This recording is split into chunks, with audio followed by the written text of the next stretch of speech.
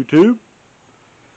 Sorry guys, it's been quite a while on getting any sawmilling done, but today we was able to get out here and finally have a good sawmill Sunday.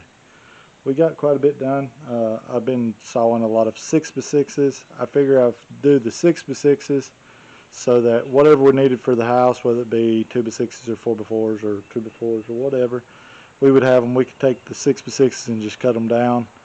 That way they can dry good and whatever. I mean, they're there. And it gets the stuff off the ground, bark off of it, squared up, and ready to use. I can look through it and make sure what has got bad in it and what hasn't that way. But we sawed 13 6x6s just today. 3 I think 4x4s on a couple little small stuff, and then a few 2x6s knocked off the sides.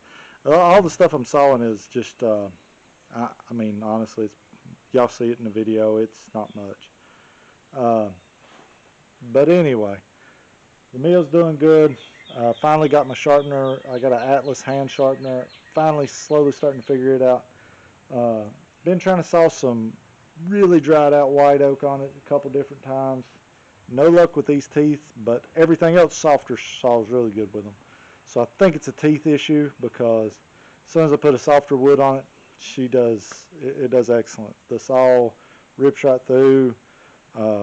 There's not a lot of variance in sizes. I mean, it's pretty true. I'm very pleased with it.